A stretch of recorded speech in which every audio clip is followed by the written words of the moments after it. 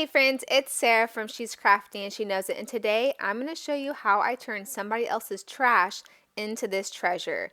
I'm going to show you how easy it is to take a worn out old brown desk, paint it white, sand it, and make it look adorable. My daughter Ellie is loving her brand new desk. This is now sitting in her room and she's kind of obsessed with it and wants to sit at it all the time, and I don't blame her. So let's go ahead and get started. Okay, so this desk was actually sitting out at the curb on trash day. Our neighbor was getting rid of it, and so we went ahead and grabbed it. So first, before I refinish it, I'm going to take off these little brackets right there, the little pulls for the drawers, and see if I can take off the knobs as well. That way it'll be a lot easier to paint and not have to worry about going around the little knobs and the pulls. Okay, so the little drawer pulls were really easy to get off, but the knobs were not, and so I went ahead and covered them with blue painter's tape so that I wouldn't get paint on them. And then I went ahead and just wiped down the entire desk, kind of dusted it off, and I have it outside on a drop cloth, and we are ready to start painting.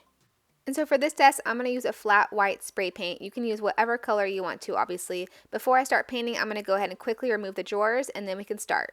So the most important tip I have for spray painting is following the directions on the back of the can. I know that sounds silly, but a lot of times people don't actually read the directions, and so it will tell you to hold the can a certain distance away from whatever you're painting, so do your best to do that. Also, it will tell you how long to shake the can. So it's something like a minute after, if there's like the little silver ball inside the can, it will tell you like a minute after you hear the ball start shaking and all that stuff. So just follow it to a T. If you don't shake it long enough, it will make the paint a little bit weird and it'll be more likely to run and do all the things you don't want it to do. So just follow the directions and paint it to the best of your ability. Now I kind of just went around and did one coat all the way around it, and then I'll go back later and do a second coat. But if it gets runny or it gets globs and you kind of have spots that are running down or there's too much paint in certain spots, don't worry about it. So for this desk, if you're doing something like this, I'm going to sand it and make it look a little bit more aged and worn later. And so really the globs of paint and the runny spots don't really matter because I'll just sand over it and it'll smooth it out. If you want it to be a really clean cut, no sanding, no aging or anything, then it'll be more important that you really do smooth kind of sweeps with the spray paint and don't let any runs happen. Luckily, I wasn't worried about that, so I was able to go pretty fast through the whole process. So to me, the worst part about spray painting is like the finger fatigue. So that's why I start holding it really weird and I start trying to use it with my left hand because my pointer finger on my right hand starts going crazy. It's not strong enough to push it all the way down for that long, and you will go through cans and cans of spray paint doing a project this big. So I will show you a tip later on how to make it easier on yourself. It's also a very windy day when I'm painting this, and so that's not helping me at all. But go ahead and try to get in any little nooks and crannies that you have. Obviously, you won't be doing this exact same project, but if there's little nooks and crannies, spray paint in there the best that you can, and then I'll show you a little tip later on how to get in hard spots when needed. Okay, so an important thing to do is just do an even first coat on the entire piece before you go and do a second coat anywhere else. So you really just want to think of it as like covering the initial surface, whatever it is. With this is that kind of orangey wood color. So get just the white coat or whatever color you're using evenly all over the entire surface and then let it dry before going and doing a second coat. You definitely don't want to do second coats in certain spots when you haven't even done a first coat in another spot because it'll make it a little bit weird looking. So the camera didn't quite get me right here. I'm actually bending down, kind of painting the inside and the outside of the little tiny drawers that go into the top part of the desk.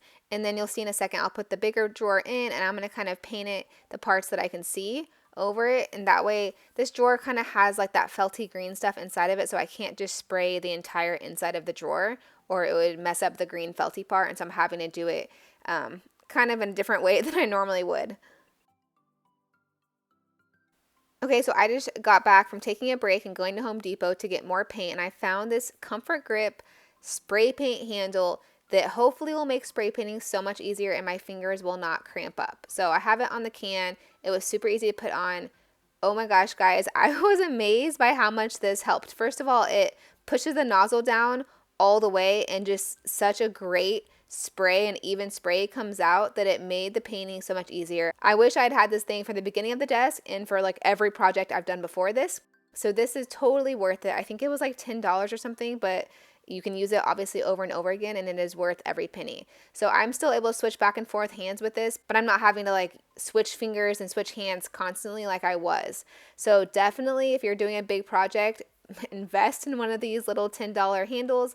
I will link it in the description below this video so that way if you have a hard time finding it, you can find it online. Okay, so real quick, I want to show you how I'm going to paint this little trim part on the drawer. I can't just spray paint the entire thing because obviously it'll mess up the inside of the drawer, and I don't want to spend forever taping it off and doing all that. So I'm just going to spray paint some paint into a bowl. This is a really easy way to just get the same paint colors as spray paint instead of having to use like craft paint or something, and to be able to paint just loose paint around random little spots, or if you have nooks and crannies or deep back in the corner like the little cubbies on the desk. I think deep back in those corners I might need to do the same method. So just use your spray paint, spray into some kind of bowl, and that way the paint will kind of just make a big pool, a big puddle, and you can use a paintbrush and paint out of that.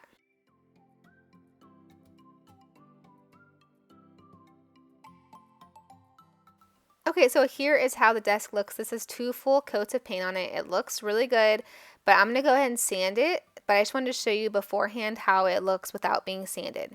So I'm going to use this fine grit sandpaper. I will link this in the description below the video as well. I'm going to start with fine grit. Sometimes the coarse grit or even the medium grit kind of like really removes big chunks of paint. So I'm going to start with the fine. If I need coarser later, I can do that.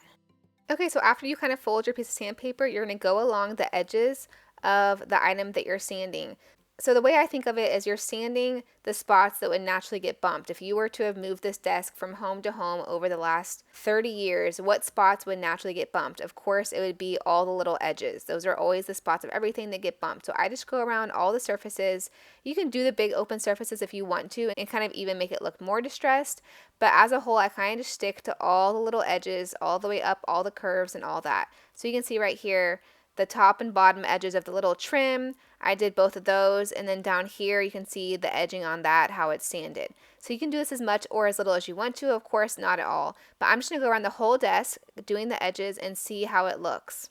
And so when I've done other videos using spray paint and sanding, I get comments and I get messages about how people are just scared to try the sanding specifically. Not even the spray painting, but the sanding, because they're afraid they're going to do it wrong. So that's why I kind of suggest you do the fine grit sandpaper. It's the finest that there is. And just do a little bit at a time and see if you like it. If you want more, you can always do more. And honestly, even if you take off more than you want to, you can go back and spray paint it and try again. So really, to me, there's no messing up. I did on this desk accidentally sand too much off of a little spot. I don't know if I even have that part still recorded, but I just went back and touched it up. I sprayed a little bit of spray paint in a bowl and touched up that spot and then sanded gently later again. So to me, you really kind of can't mess it up. It's kind of like a fail-proof project in my opinion, especially when you're starting with a piece that was like somebody else's trash or something from a Goodwill kind of store. It's so cheap that it's just kind of a fun thing to try and see how you do.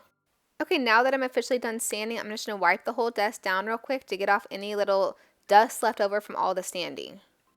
Okay, so here is the finished desk in Ellie's room, painted and sanded. It looks so cute, especially those little tiny drawers in the cubby area.